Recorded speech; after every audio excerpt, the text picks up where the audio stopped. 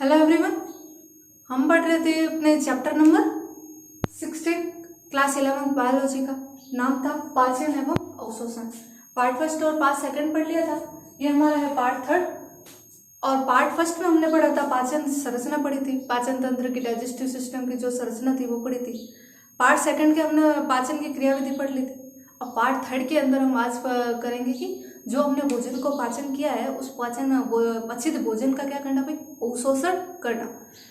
और वो अवशोषण किस प्रकार होता है हमारे शरीर के अंदर। इसके अलावा पाचन तंत्र से जो संबंधित रोग है वो हम आज के वीडियो में करेंगे। ठीक है भाई। उससे पहले हम पुराना वापस से रिवाइज कर लेते हैं किस प्रकार से भोजन का क्या किया था, पाचन किया था। तो सबसे पहले भोजन का पाचन कहाँ से स्टार्ट हुआ था, मुख से स्टार्ट हुआ था। ये लो मुख खुले रखना अभी, ठीक है। एक मिनट, ये इसका मान लिया कोई व्यक्ति, इसका क्या है, मुख है। अब जहाँ जहाँ पाचन हो रहा है वही अंग बता रही हो, ठीक है। दृष्टि ग्रास में नहीं बना रही हो क्योंकि उसके अंदर आपके पाचन नहीं हो रहा है, ठीक है भाई।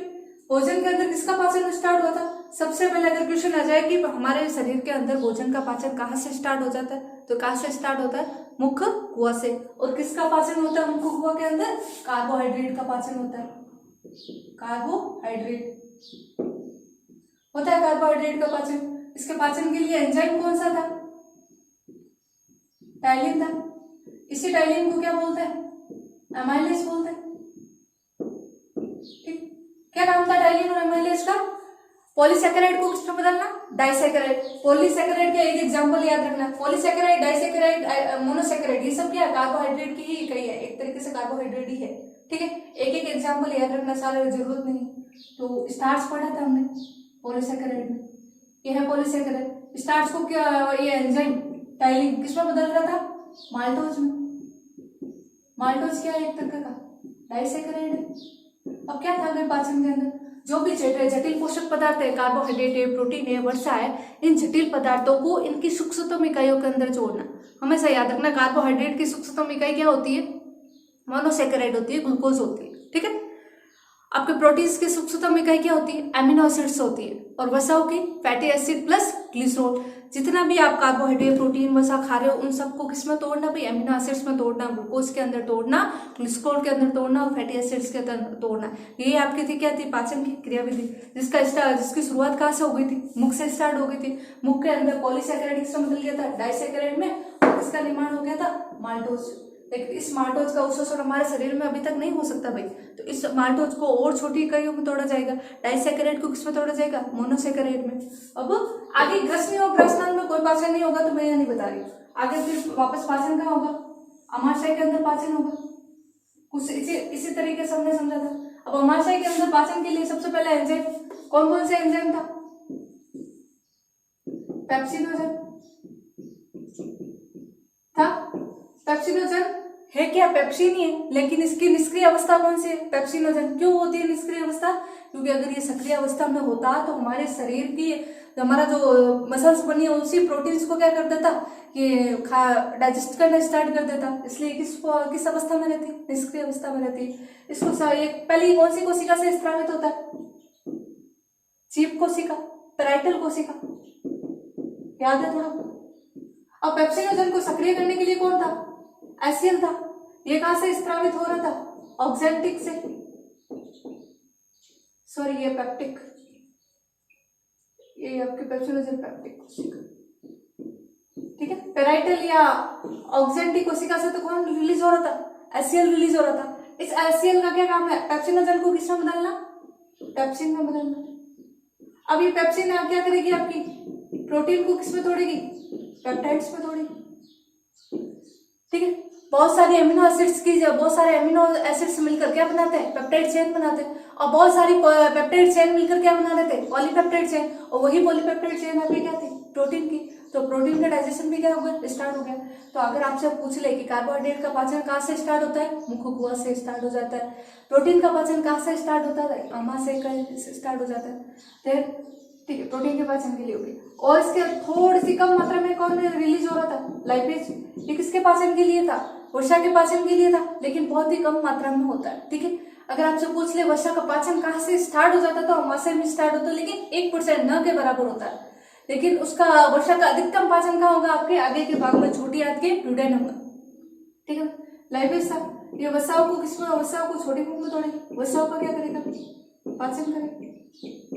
ठीक है, इसके बाद में पाचन क्या होगा, छोटी आंत के अंदर होगा,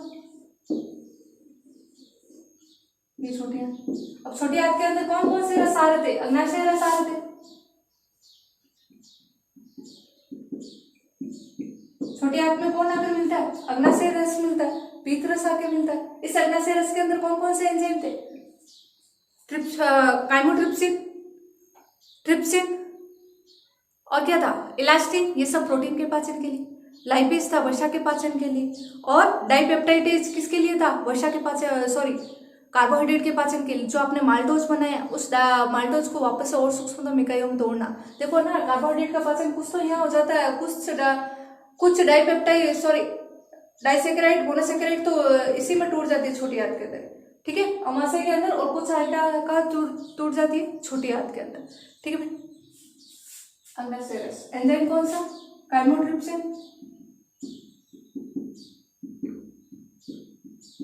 ट्रिप्सिन,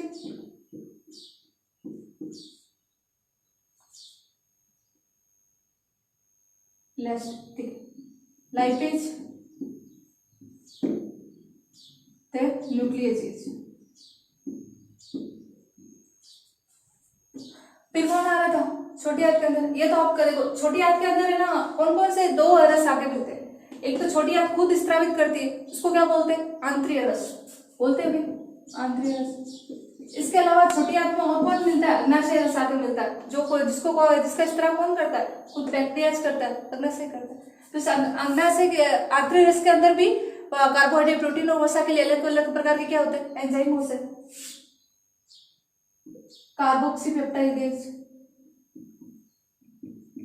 कार्बोक्सीपेप्टाइडेज प्रोटीन के पाचन के लिए, माल्टेज डाइसेकेराइड को मोनोसेकेराइड में तोड़ने के लिए, लैक्टेज शर्करा को तोड़ने के लिए। अब माल्टेज को क्या हो जाएगा, ग्लूकोज प्लस ग्लूकोज, लैक्टेज क्या हो जाएगा, ग्लूकोज प्लस गैलेक्टोज, और क्या था, सुक्रेज। ये सुक्रोज को किसमें तोड़ेगा, फ्रक्टोज प्लस ग्लूकोज के अंदर। ये कंप्लीटली हमने पढ़ लिया था। तो अब हमारे पास क्या क्या बच गया, क्या आ गया, गैलेक्टोज आ गया। देखो लास्ट में डाइजेशन, देखो कार्बोहाइड्रेट से पाचन के लिए हमने क्या मिल गया, ग्लूकोज मिल गया, कि नहीं मिल गया, फ्रक्टोज मिल गया, गैलेक्टोज मिल गया। ग्लूकोज किसके पाचन से मिला, माल्टोज के पाचन से। फ्रक्टोज किससे मिला, सुक्रोज के पाचन से। और गैलेक्टोज किससे मिला, लैक्टोज शर्करा के पाचन से। मिल गया भाई, वसाओं के पाचन से। ये तो किससे मिला, कार्बोहाइड्रेट के डाइजेशन से मिल गया। प्रोटीन के पाचन से क्या मिलेगा, अमीनो अम्ल। न्यूक्लिक एसिड के पाचन से क्या मिलेगा, शर्करा और नाइट्रोजन क्षारक मिलेगा। देन वसाओं के पाचन से क्या मिलेगा, ग्लिसरॉल, और क्या मिलेगा, फैटी एसिड मिलेगा। ये सारा काम यहाँ तक पहुंचाने का काम, कार्बोहाइड्रेट को यहाँ तक, प्रोटीन को यहाँ तक, और न्यूक्लिक एसिड को और वसा को यहाँ तक पहुंचाने का काम। ये सब किसका काम था, पाचन का। अब ये पाचन हो गया भाई। जैसे ही जटिल पोषक पदार्थ किसमें टूट जाता है, सरल पोषक पदार्थ में, तो आपकी बॉडी उसको क्या करे, आपकी छोटी आंत के अंदर इसका क्या हो जाता है, अवशोषण हो जाता है। ठीक है भाई, अब हम अपना आज का टॉपिक स्टार्ट करते हैं, भोजन का अवशोषण, पचित पदार्थों का अवशोषण।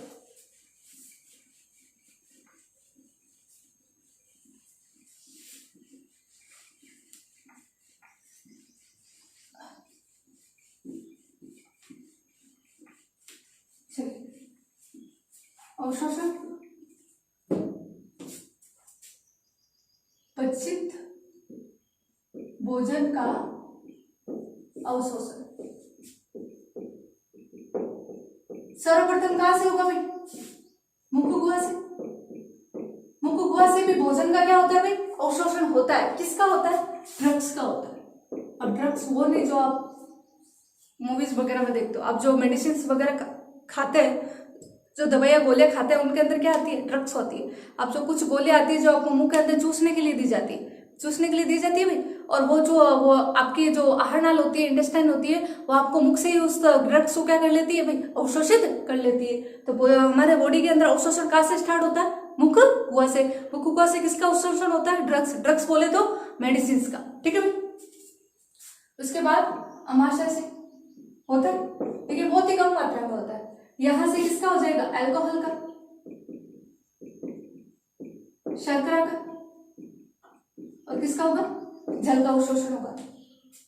फिर क्या होएगा, छोटी आंत। छोटी आंत के अंदर मोस्टली जो भी ग्लूकोज है, विटामिन है, जितने भी जरूरी जो भी पाता है वो अवशोषण हुआ है, वो सबसे ज्यादा क्या होगा, 90% यही होगा, अवशोषण होगा, सर्वाधिक अवशोषण, ठीक है। अगर भागों का पूछ ले तो छोटी आंत का जो ड्यूडेनम वाला भाग होता है, इसके अंदर तो क्या होता है, सर्वाधिक पाचन होता है, ठीक है। और सर्वाधिक अवशोषण कहाँ हो जाएगा, बाकी जो बचे वाले भाग, जेजुनम और किसमें, इलियम हो जाएगा भाई, ठीक है। फिर बड़ी आंत। बड़ी आंत के अंदर भी कुछ मात्रा में किसका इस तरह किसका होगा भाई, H2O का होगा, जल का होगा, ड्रग्स का अवशोषण होगा भाई। इसके अलावा जो खनिज लवण है उन सबका क्या होता है भाई, अवशोषण होता है, ठीक है। ये सबसे ज्यादा पूछे जाने वाले क्वेश्चन कि आपके बॉडी के अंदर सर्वाधिक अवशोषण कहाँ होता है, छोटी आंत में। और स्टार्ट कहाँ से हो जाता है, मुख गुहा से स्टार्ट हो जाता है, ठीक है भाई। और छोटी आंत के भी भाग पूछ ले तो जेजुनम और इलियम में भोजन का सर्वाधिक क्या होता है भाई, अवशोषण होता है, ठीक है। अब अवशोषण किस प्रकार होता है, उसके लिए आपको दोबारा से आहार नाल की जो संरचना थी वो आपको याद करनी पड़ेगी, ठीक है भाई। क्या थी संरचना आहार नाल की, देखो जिस प्रकार से ये एक नली है, ऐसी आपकी एक आहार नाली है। अब ये तो आपको सीधा सीधा दिखाई दे रहा है, लेकिन आपकी आहार नाल सीधी नहीं, पहले मुख गुहा में थोड़ी छोड़ी थी, फिर फेरिंग्स में पतली, फिर इस ग्रासनाल में थोड़ी और बड़ी हुई, फिर अमाशय में जाते डायफ्राम फिर तो और गुब्बारा जैसी क्या हो गई, बड़ी हो गई, फिर वापस से छोटी आंत में पतली और लंबी हो गई, फिर वापस फूल गई, तो उसको क्या बोल दिया, बड़ी आंत, नली है, ठीक। उस नली को ही जैसे कि इसको क्या कर ले, इसको काट को क्या कर रहे हो, ऊपर देख रहे हो, ये व्यू हमने देखा था, उस व्यू के अंदर ऐसे ही कुछ संरचना पड़ी थी, ठीक है। उस व्यू के अंदर जब मैंने आपको पढ़ाया था तो सबसे बाहर वाले स्तर, अगर ये आपके आहार नाल देख लो, ये ऐसे थी आहार नाल, इसको काट दिया ऊपर से, और इसको इस तरीके से देखोगे तो सबसे बाहर आपको क्या दिखाई देगी, सिरोसा। सिरोसा के अंदर सब म्यूकोसा के अंदर म्यूकोसा, और म्यूकोसा के अंदर सॉरी मस्कुलरिस आएगी, मस्कुलरिस के पे म्यूकोसा के अंदर पे क्या थी, ल्यूमेन थी, इस तरीके से की संरचना थी।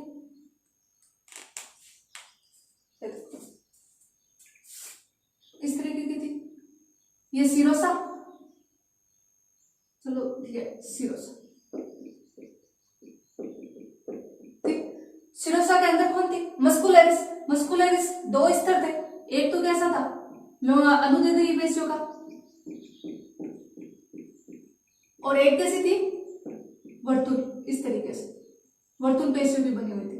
कौन, मस्कुलरिस, ये क्या थी, मस्क्यूलरिस, या मांसपेशी देने थे, मांसपेशी स्तर, ठीक है। इसके अंदर कौन थी, सब म्यूकोसा, म्यूकोसा के अंदर वाला भाग कौन सा, सब म्यूकोसा के अंदर वाला भाग म्यूकोसा। अब ये आहार नाल ट्यूब के अंदर जो बीच वाला भाग बच गया उसको क्या बोल दोगे, ल्यूमेन, ठीक है। अब आपके आहार नाल के अंदर जितने भी हार्मोन्स वगैरह रिलीज होते हैं वो कहां से होते हैं, म्यूकोसा से होते हैं, ठीक है। अब ये संरचना आपकी पूरी आहार नाल के अंदर क्या आती है, पाई जाती है, ठीक है। लेकिन आपकी जो छोटी आंत होती है वो विशेष प्रकार का कार्य करती है, किसका कार्य करती है, अवशोषण का। तो उसकी जो आहार नाल की वो आंतरिक संरचना थी उसके अंदर कुछ अलग संरचना होगी, तभी तो वो अवशोषण कर पा रही है, बाकी नहीं तो आपका दूसरी आहार नाल के भाग भी अवशोषण कर लेंगे। अगर आहार नाल का छोटी आंत वाला अवशोषण कर रहा है तो उसके अंदर कुछ विशेष चीज होगी, तो विशेष क्या होता है वो देखो, ठीक है। अब ये आहार नाल है, अगर आहार नाल होगी तो यहाँ से अगर एक छोटा सा भाग काट के देख लोगे तो किस प्रकार की संरचना दिखाई देगी वो देख, ठीक है। कैसे दिखाई देगी, इसके अंदर क्या होगा, ये तो सिरोसा है ही है, ठीक है। सिरोसा के बाद ये आपकी अनुदैर्ध्य पेशियां, फिर ये आपकी वर्तुल पेशियां है। अब मैं ये पूरा गोल नहीं बता रही हूँ, सिर्फ आपको टुकड़ा लेके बता रही हूँ, ठीक है। मांसपेशियां, लॉन्गिट्यूड अनुदैर्ध्य भी आ गई, वर्तुल भी आ गई, मांसपेशी हो गई, ये सिरोसा, ये मांसपेशी, मांसपेशी स्तर हो गया भाई, मांसपेशी स्तर। इसके बाद में कौन आ जाएगी, सबम्यूकोसा। सबम्यूकोसा के बाद कौन आ जाएगी। अब देखो ये म्यूकोसा वाला भाग नहीं होता है, ये म्यूकोसा वाला भाग इस तरीके से क्या बना देता है, इसके अंदर वलय वो क्या कर देता है, निर्माण कर देता है। ये जो वलयों का निर्माण को कर रहा है यही आपकी क्या है, म्यूकोसा, और ये आपकी क्या है, सबम्यूकोसा।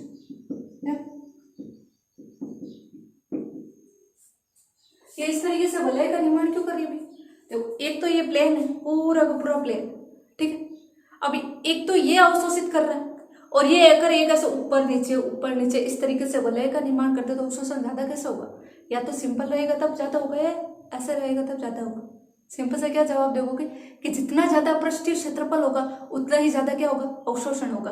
अब एक तो ये है क्षेत्र, और एक ये ऊपर नीचे ऊपर खाबड़ इस तरीके से वलय। तो जिस तरह ऐसे जैसे ही वलय बनेंगे तो पृष्ठीय क्षेत्रफल क्या हो जाएगा, बढ़ जाएगा। जितना ज्यादा पृष्ठीय क्षेत्रफल होगा उतना ही ज्यादा क्या होगा, अवशोषण होगा। तो हमें क्या कराना, बहुत ज्यादा अवशोषण कराना। इसलिए म्यूकोसा इस तरीके से वलय को क्या कर देती है, निर्माण कर देती है। इसको क्या बोलते हैं, प्लाइके वलय, प्लाइके सर्कुलर या प्लाइके वलय, ठीक है। इन्हीं प्लाइके वलय के ऊपर इस तरीके से और छोटी छोटी क्या पाई जाती है, इस तरीके से स्तर पाई जाती। क्यों पाई जाती, एक ही काम है, पृष्ठीय क्षेत्रफल को क्या कराना, बढ़ाना। जितना ज्यादा पृष्ठीय क्षेत्रफल होगा उतना ही ज्यादा क्या होगा भाई, अवशोषण होगा।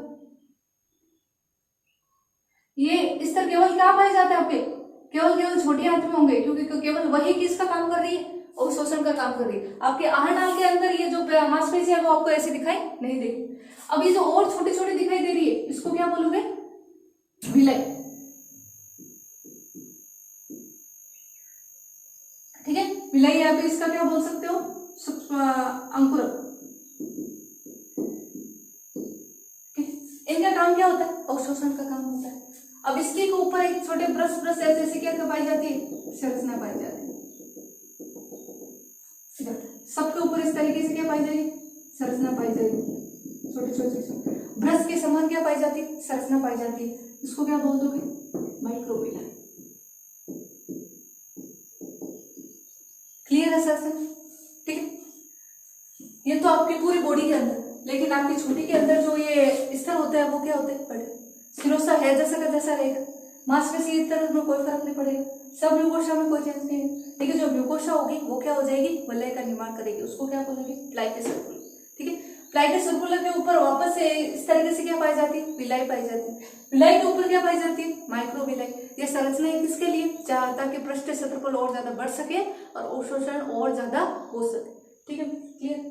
अब ये छोटी सी एक इस तरीके की संरचना को तोड़ के, ये देखो इसको तोड़ के ये इतनी सी संरचना आपको किस प्रकार दिखाई दी, देख ये ले लिया, ये सिरोसा, और ये आपकी ये क्या आ गई आपकी,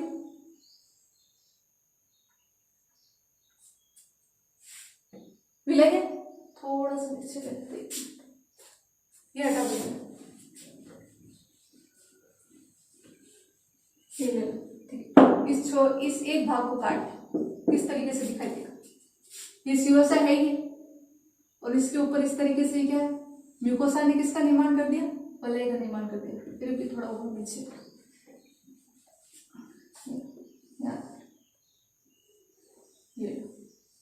ये आपकी एक विलय, ठीक है। इस विलय के ऊपर क्या है, माइक्रो विलय, इस तरीके से है माइक्रो विलय, सॉरी विलय, ठीक। ये तो आपका क्या था, प्लाइके सर्कुलर, और इसके ऊपर क्या है, विलय, और विलय के ऊपर क्या है, इस तरीके से ब्रश के समान क्या है, संरचना।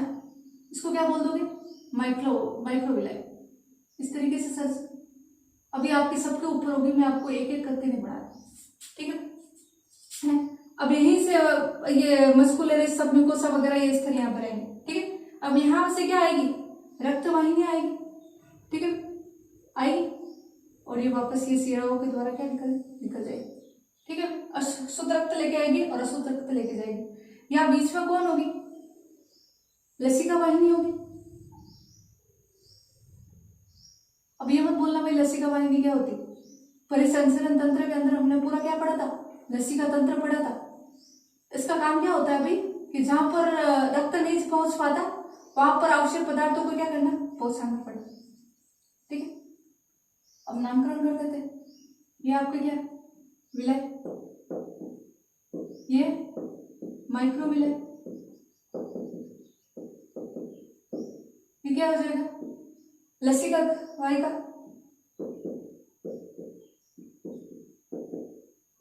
इसको क्या बोल दोगे, लैक्टियर, इसका विशेष नाम होता है भाई। ठीक है, चलो ओके। अब जैसे ही आपको भोजन का फूड का अवशोषण होता है तो वो कहां से होता है, माइक्रोविलय। माइक्रोविलय से होते हुए कहां आता है, विलय में। विलय से होते हुए कहां चला जाता है, रक्त के अंदर चला जाता है। अब ये कौन है, ये जो नली जा रही है, ये वाली है, ये जो नली बनी, ये क्या है आपकी धमनी है। धमनिका बोल दो, केशिका होती है, रक्त केशिका, वो क्या करती है, शुद्ध रक्त लेके आती है। अब आपकी वो जो विलय माइक्रो विलय वगैरह नहीं कर रही है, वो भोजन का क्या कर रही है, अवशोषण कर रही है, काम कर रही है बेचारी। और आपके सेल्स को काम करने के लिए क्या चाहिए, ऑक्सीजन, ऊर्जा चाहिए। और ऊर्जा लेने के लिए उनको क्या चाहिए, ऑक्सीजन चाहिए। ऑक्सीजन मिलेगा तभी वो ग्लूकोज को तोड़ कर क्या लेगी भाई, ऊर्जा लेगी और क्या करेगी, अवशोषण का काम करेगी। अब जब ये काम करेगी तो बेस्ट प्रोडक्ट भी बनेगा, CO2 बनेगा। तो उस CO2 वाले रक्त को वापस ये सीरा लेके क्या चली जाएगी, वापस लेके चली जाएगी, ये सीरा हो जाएगा, हो जाएगी। ठीक है, और बीच में ये क्या होती है, लटके रहती है। ठीक है, अभी जो ये आपकी धमनी, ये सीरा, ये जो जा रही है, ये आपके कहाँ, जितना भी अशुद्ध रक्त होता नहीं होता वो कहाँ जाता है, हृदय के पास जाता है। लेकिन ये जो छोटी आंत वाला जो रक्त होता है, जो ऑक्सीजनित विऑक्सीजनित रक्त, वो सीधा हृदय में नहीं जाता, कहाँ जाएगा आपके, पहले यकृत के पास जाएगा। इसी को क्या बोलते हैं, पोर्टल सिस्टम। पोर्टल सिस्टम एक और पढ़ा था पहले हमने, ये क्या आपका दूसरा पोर्टल सिस्टम। पोर्टल सिस्टम वो होता है जिसके अंदर जो कोई ऑर्गन के पास विऑक्सीजनित रक्त होता है, वो हृदय के पास ना जाकर दूसरे अंग के पास जाता है, उसको क्या बोलते हैं, पोर्टल सिस्टम। ठीक है, तो आपका जो छोटी आंत का जो भी ऑक्सीजनित युक्त रक्त होता है वो पहले कहाँ जाता है, यकृत के पास। क्यों जाता है कि जो भी आप जितना भी जो खाना खाते होता है ना भाई, उस खानों का आप हाथों हाथ उपभोग नहीं करते, तो आपकी बॉडी क्या करती है, जो आपने खाना खाया है, जो बच गया, कुछ तो आपने काम कर लिया, खर्च कर लिया, ठीक है भाई। अगर आलसी पड़े रहे, एक दिन आपने काम नहीं किया, तो खाया तो उतना है लेकिन काम नहीं किया, तो आपकी बॉडी जो बच गया था खाना, जो बच गया था ग्लूकोज, उस ग्लूकोज को आपको बॉडी क्या कर लेती है, स्टोर कर लेती है। आपको ग्लूकोज को किस में बदल देती है, ग्लाइकोजन में। जो ये ग्लूकोज को ग्लाइकोजन में बदलने का काम, उसको क्या बोलते हैं, ग्लूकोजिनेसिस। वो कहाँ आता है, आपके यकृत के अंदर। और वो काम तब होगा ना जब ये ग्लूकोजिनेसिस युक्त रक्त कहाँ जाएगा, यकृत के पास जाएगा। ठीक है भाई, चलो अब है कि अवशोषण होता क्या है, संरचना समझ में आ गई होगी इस प्रकार से। ये तो पूरी, अब एक विलय का पूछ रहे तो इस प्रकार से संरचना दिखी थी, वो आपको समझ में आ गया होगा। अब अवशोषण किस प्रकार होता है उसको समझने के लिए आपको ये पता होना चाहिए कि कोशिका की संरचना कैसी होती है। एक कोशिका, अभी माइक्रोविलय भी क्या है, माइक्रोविलय से क्या हो रहा है, अवशोषण हो रहा है। माइक्रोविलय भी किससे बना है, कोशिका से ही बना है। लेकिन अगर कोशिका को समझ लोगे, कोशिका की संरचना समझ लोगे, तो समझ में आ जाएगा भी अवशोषण कैसे होता है। ठीक है,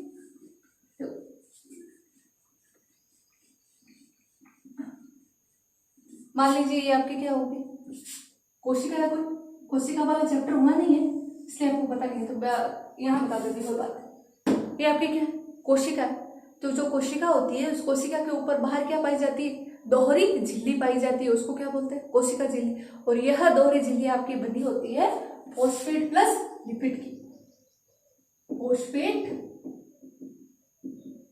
प्लस लिपिड, उसको क्या बोल दोगे, फॉस्फोलिपिड, फॉस्फोलिपिड, ठीक है। फॉस्फेट प्लस लिपिड, फॉस्फोलिपिड, ये क्या आपकी जो कोशिका झिल्ली होती है वो दोहरी झिल्ली होती है, किसकी, फॉस्फोलिपिड्स की बनी होती है। ठीक है, ये जो फॉस्फेट वाला ग्रुप होता है वो हाइड्रोफिलिक होता है, हाइड्रोफिलिक। हाइड्रोफिलिक बोले तो क्या बोलते हैं उसको, जल से क्या करता है, नफरत करता है। H2O से क्या करेगा, सॉरी ये लव करेगा H2O से, मतलब स्नेही होता है, लोग बोलोगे या जल स्नेही या क्या बोलते हो, ठीक है, स्नेही बोल। और जो लिपिड वाला भाग होता है वो क्या होता है, हाइड्रोफोबिक।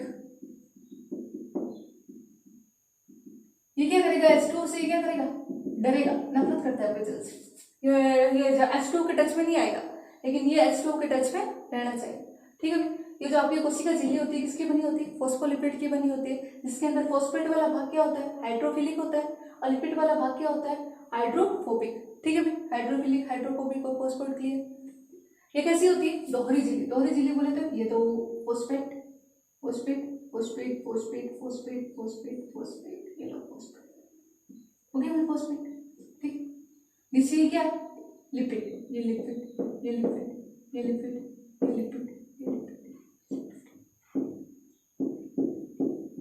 अब देखो कोशिका के बाहर यह कौन है? उत्तक ध्रुव है उत्तक ध्रुव। यहाँ पर भी द्रव, द्रव बोले तो कौन दौड़ रहा है? H2O दौड़ रहा है। अब ये लिपिड वाला भाग तो H2O के संपर्क में आ नहीं सकता भाई, डर लगता है इसको, तो कौन बैठा रहता है ऊपर? फॉस्फेट बैठा। ठीक है भाई। अब कोशिका के अंदर जो द्रव हो रहा होता है उसको क्या बोलते हैं? कोशिका द्रव्य। इसके अंदर भी कौन होता है? H2O होता है। अब H2O दौड़ रहा है लिपिड्स तो ये पास में रहना नहीं चाहेगा, तो एक और लेयर पाई जाती है इस तरीके से।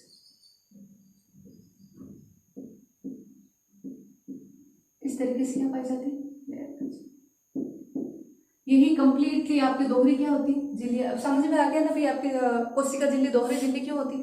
कोशिका झिल्ली बोले तो कोशिका के बाहर की जो झिल्ली होती है उसको क्या बोलते हैं? कोशिका झिल्ली।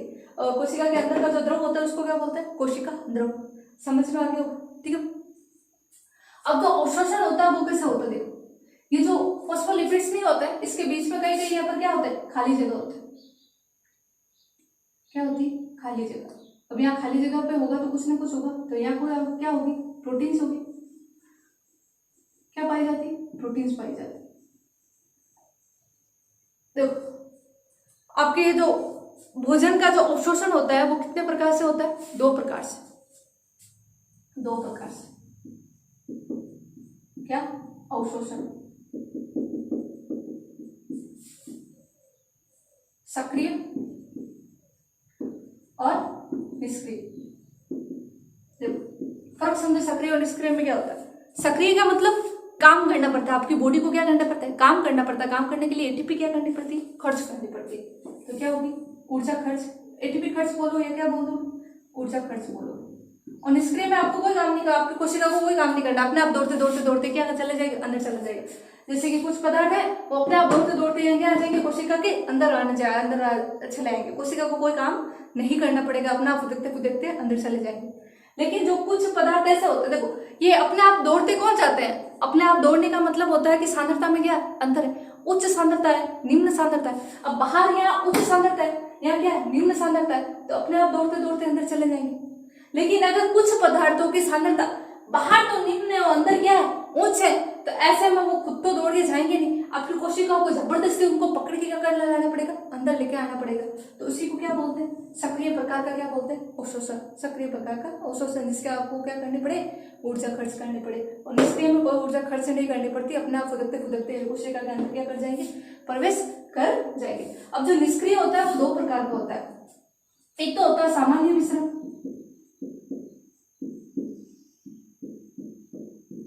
और दूसरा होता है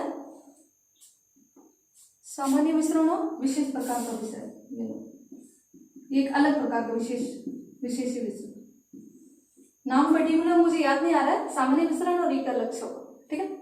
सामान्य मिश्रण में क्या होगा कि यहाँ फॉस्फोलिपिड से होते हुए यहाँ आ जाएगा पदार्थ, जो भी अवशोषित होगा वो अंदर है। और विशेष प्रकार के क्या होगा कि वो प्रोटीन्स के अंदर से होकर आए।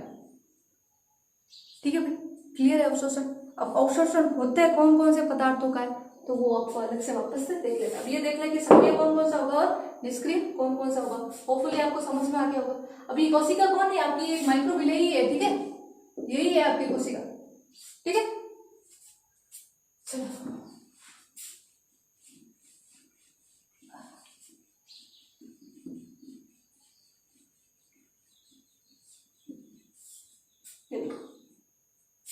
सक्रिय परिवहन और निष्क्रिय परिवहन। चलो निष्क्रिय नहीं लिख रहे, निष्क्रिय परिवहन में या निष्क्रिय अवशोषण। निष्क्रिय अवशोषण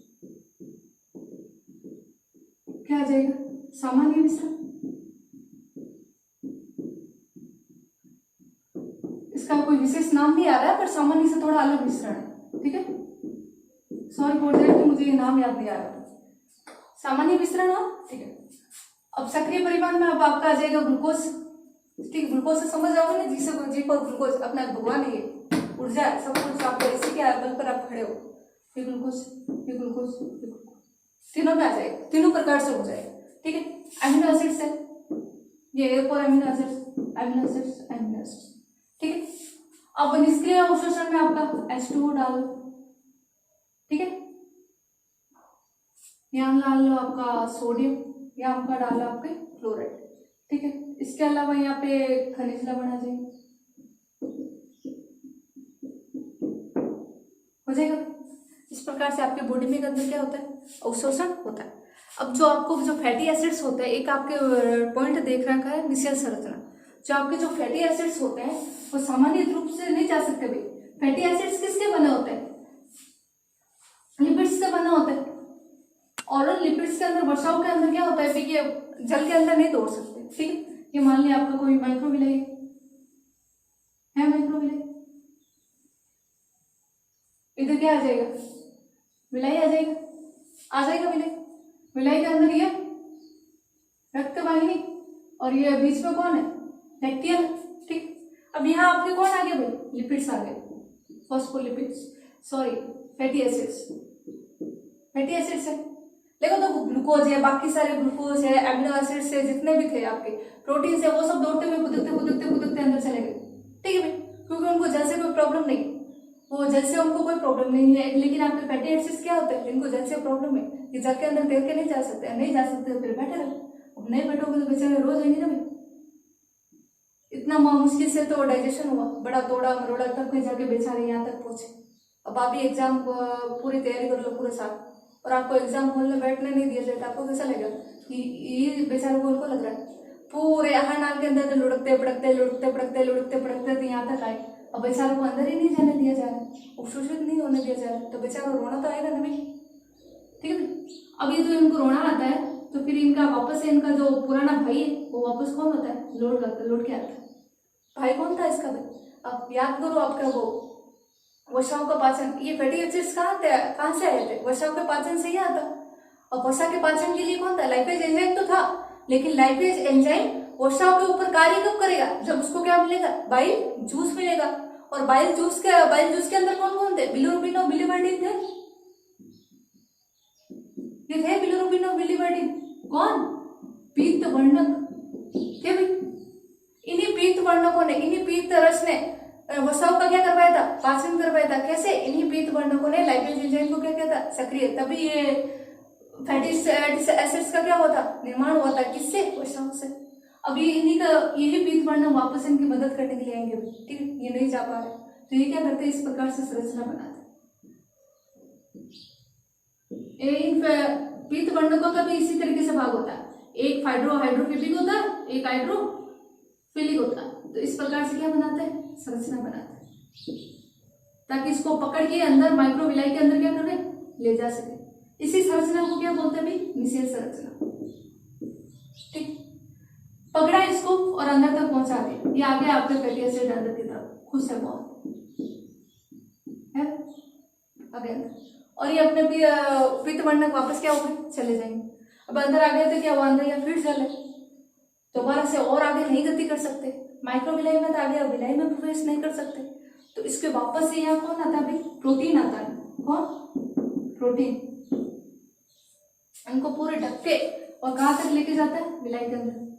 अब विलाई के अंदर आगे तो क्या हो गया, इन धमनियों का आकार क्या होता है भाई, बहुत ही छोटा होता है। अब प्रोटीन से ढक रखे तो ये अंदर प्रवेश नहीं कर सकते, तो ये कहाँ प्रवेश करते हैं, आपके लैक्टियल ग्रंथि के अंदर, ठीक है भाई।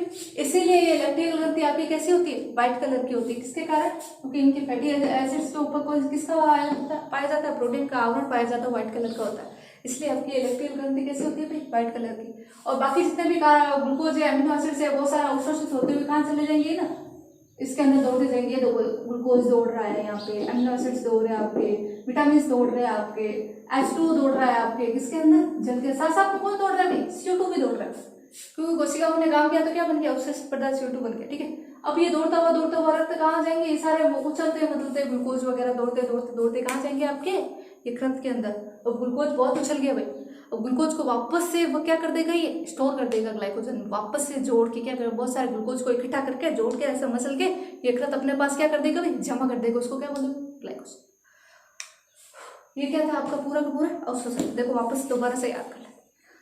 अवशोषण को समझने के लिए सबसे पहले आपके आहारनाल की हो जो संरचना है वो आपको याद होनी चाहिए, वो तो आपको याद करनी ही पड़ेगी। अगर वो संरचना याद है तभी आपको ये समझ में आ जाए। संरचना के लिए सबसे आहारनाल का सबसे बाहरी भाग सिरोसा, सिरोसा के बाद मस्कुलरिस मांसपेशी, फिर कौन आता था, सब म्यूकोसा और म्यूकोसा। अब आहारनाल वाली म्यूकोसा किसका क्या करती है, वलय का निर्माण करती है, उसको क्या बोलते थे, प्लाइकी सर्कुलर, प्लाइके वलय। प्लाइके वलय के ऊपर क्या फिर से वलय पाए जाते हैं, उसको क्या बोला, माइक्रोविलय। विलय, विलय के ऊपर कौन थे, माइक्रोविलय। ठीक है, हो गया। फिर आता है अवशोषण के लिए। अवशोषण के लिए कोशिका झिल्ली की संरचना याद, फोस्फोलिपिड्स की बनी होती है, उसके मध्य क्या पाए जाते हैं, प्रोटीन्स के मध्य पाए जाते हैं। अवशोषण कितने प्रकार का, दो प्रकार का, सक्रिय और निष्क्रिय। सक्रिय के अंदर आपकी कोशिकाओं को क्या खर्च करनी पड़ रही है, ऊर्जा खर्च करनी पड़ रही है। और सक्रिय अवशोषण के अंदर कौन कौन आ जाएगा, ग्लूकोज आ जाएगा, आपका अमीनो एसिड्स आ जाएंगे, इसे और सोडियम आयंस, ये सब के याद रखना भाई, ग्लूकोज, अमीनो एसिड्स और सोडियम, इनका क्या होता है, सक्रिय अवशोषण होता है। निष्क्रिय अवशोषण में विसरण हो जाएगा, और विशेष प्रकार का विसरण दो प्रकार का हो जाएगा। सामान्य विसरण हो जाएगा फॉस्फोलिपिड्स के मध्य के अंदर से, और विशेष प्रकार का प्रोटीन्स के, जो फॉस्फोलिपिड्स के मध्य प्रोटीन्स फंसी रहती है उसके मध्य से क्या होगा, विसरण होगा। ठीक है, ये आपका कंप्लीट क्या था, अवशोषण। और उसके बाद में आपका जो टॉपिक बचता है वो पाचन तंत्र के क्या आते हैं, रोग आते हैं। एक आपको पूछ ले भी, आपके शरीर के अंदर सर्वाधिक ऊर्जा आपसे किससे मिलती है, तो वो होती है मेधा, वसाओं से मिलती है। कार्बोहाइड्रेट आपको हाथों तो ऊर्जा देता है, लेकिन वसा थोड़ी देर बाद ऊर्जा देता है, लेकिन ज्यादा ऊर्जा कौन देता है, आपकी वसाएं देती है। ठीक है, अब आता है रोग।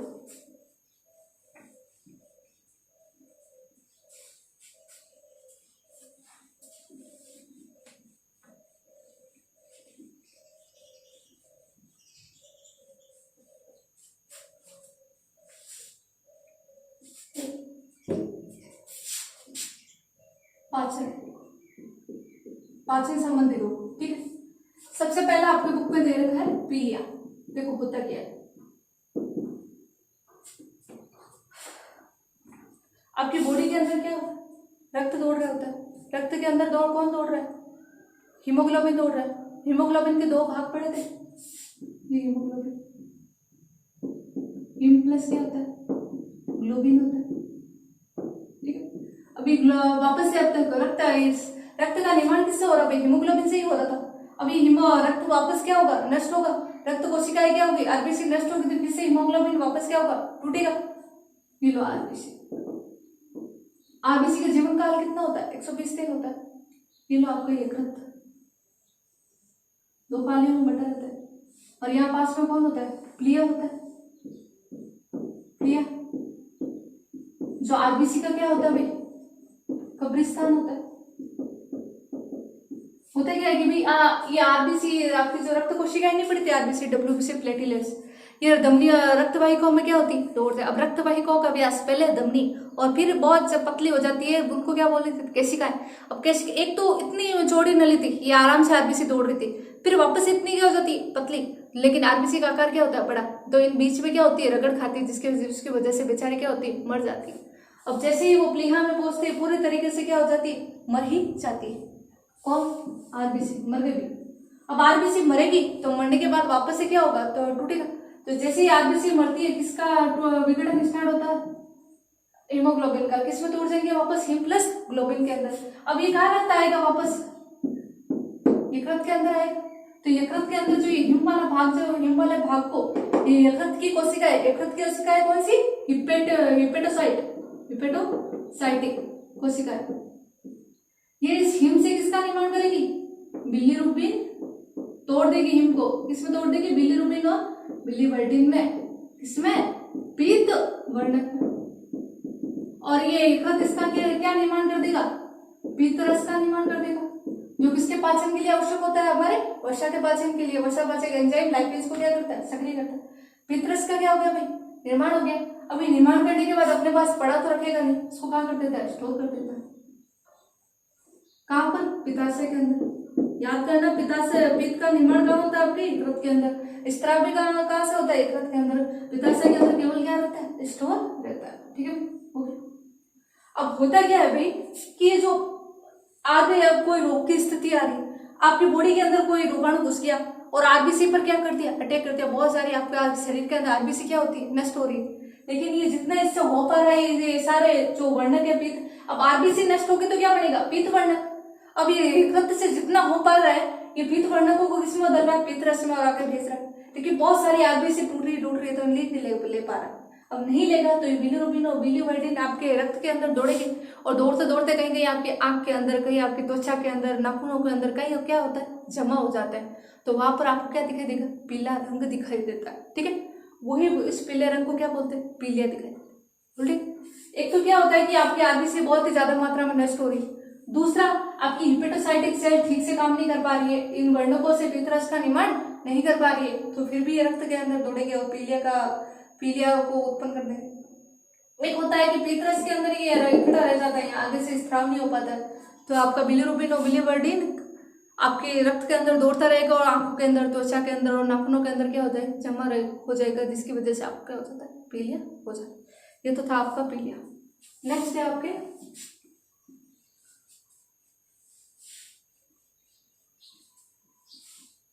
पीलिया, देन आपके कौन से रोग थे भैया,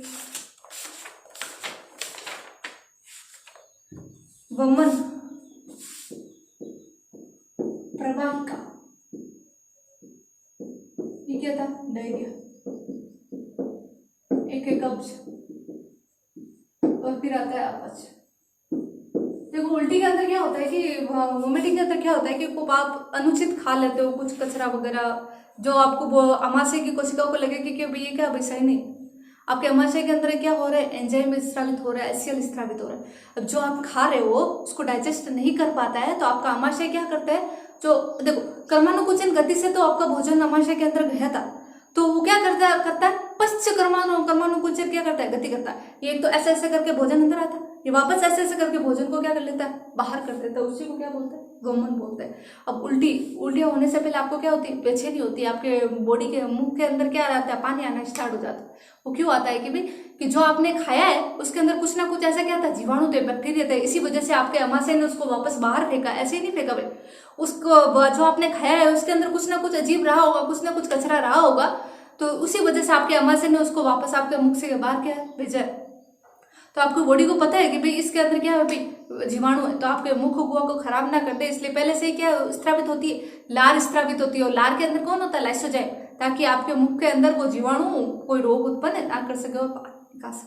ठीक है, समझ में आ गया भाई, उल्टी होने से पहले आपके मुख के अंदर लार क्यों होती है, लार आने का कारण है ताकि लाइसोजाइम निकल सके, वो बैक्टीरिया को मार सके और आपके मुख के अंदर कोई रोग उत्पन्न नहीं कर सके। ठीक है, ये हो गया भाई वमन। और इसके अंदर होगा क्या, पश्च कर्मानुकुंचन।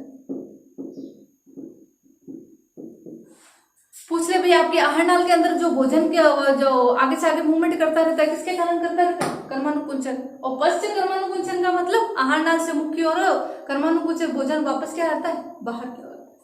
फिर आता है प्रवाहिका या डायरिया। अब देखो आपकी जो आहार नाल नहीं होती उसकी क्या होती है, गति होती रहती है, ऐसे ऐसे ऐसे ऐसे गति होती रहेगी, तो ये भोजन आगे से आगे क्या करता है, रोटेट करता है। लेकिन आपकी जो बृहद आहार नाल होती है, बड़ी वाली आहार नाल, इस तरीके से, अरे इस तरीके से, ये आपकी क्या आहार नाल। अब देखो डायरिया प्रवाहिका में क्या हो जाएगा कि ये जो बड़ी आंत होती है उसकी कर्मानुकुंचन गति क्या होती है, बढ़ जाती है, बहुत जल्दी जल्दी कर्मानुकुंचन, बहुत जल्दी जल्दी इस तरीके से, तो जल्दी जल्दी भोजन उसके अंदर गति करेगा, तो जल्दी जल्दी आप भोजन को क्या, वो जो भी अवशिष्ट पड़ा जल्दी जल्दी क्या होगा, बाहर निकलेगा और आपकी बॉडी के अंदर अवशोषण है। डायरिया बोल दो एक तरीके से दस्त होता है, और जैसे भी ये जो दस्त होगा उसके अंदर लिक्विड का मात्रा भी क्या होगी, ज्यादा होगी, क्योंकि गति ज्यादा होगी उतनी मात्रा में वो श्लेष्मा का स्त्राव, वो एस्ट्रो का स्त्राव क्या होगा, ज्यादा। डायरिया में तो क्या होगा भाई, कर्मानुकुंचन गति क्या हो जाएगी, बढ़ जाएगी, लेकिन आपकी कब्ज के अंदर क्या होगी, ये कर्मानुकुंचन गति क्या हो जाएगी, कम हो जाएगी। अब देखो कर्मानुकुंचन जल्दी होगी तो भोजन जल्दी आहार नाल से दौड़ते हुए ऐसे होते हुए बाहर निकल जाएगा, और अवशोषण नहीं होगा, आपको क्या हो जाएगी, वीकनेस आ जाएगी, कमजोरी आ जाएगी। तब आपको कुछ ना कुछ दिया जाता है, मतलब डॉक्टर कुछ देता है ताकि कर्मानुकुंचन गति क्या हो जाए, कम हो जाए, और आपके आहार नाल के अंदर भोजन टिक सके, आपको जल्दी दौड़ना ना पड़े। ठीक है भाई, अब कब्ज के अंदर क्या होगा, डायरिया से उल्टा होता है। कर्मानुकुंचन गति क्या होती है, गति क्या हो जाती है, कम हो जाती है, बहुत ही धीरे धीरे कर्मानुकुंचन क्या होगी, गति होगी। अब बहुत ही धीरे धीरे होगी तो जो वो भोजन है वो काफी देर तक आपकी बड़ी आंत के अंदर पड़ा रहेगा। अब बड़ी आंत के अंदर किसका अवशोषण होता है, जल का अवशोषण होता है। तो इस वेस्ट प्रोडक्ट जितनी देर तक, ज्यादा देर तक रहेगा उतनी ज्यादा देर तक H2O का क्या होगा, अवशोषण होगा। तो वो वेस्ट प्रोडक्ट बहुत ही क्या हो जाता है, कड़ा हो जाता है, बहुत ही ज्यादा क्या हो जाता है, कठोर हो जाता है, जिसके बाहर निकालने के लिए आपको तकलीफ भी हो सकती है। इसको क्या बोलते हैं, कब्ज बोलते हैं। ठीक है। फिर आता है अपच। अपच के अंदर क्या होगा कि भाई जो आपके आहार नाल होती है, अमाशय, अग्नाशय, वो बराबर मात्रा में एंजाइम का स्त्राव नहीं कर पाएंगे। अगर एंजाइम नहीं निकलेंगे तो भोजन का पाचन नहीं होगा और वो अपचाई वो बाहर निकलना आता है, जिसकी वजह से आपको क्या होती है, वीकनेस हो जाती है। ये था आपका कंप्लीट डाइजेस्टिव सिस्टम। इसके अलावा एक क्वाश्य और का रोग होता है, वो प्रोटीन की कमी से होता है। ठीक है भाई, ये आपका था कंप्लीट पाचन तंत्र। होप आपको अच्छे से समझ में आया होगा। अगर कहीं पर भी टॉपिक में आपको प्रॉब्लम हुई है तो आप कमेंट बॉक्स में डाल सकते हैं, वो दोबारा से समझा। ठीक है, थैंक यू।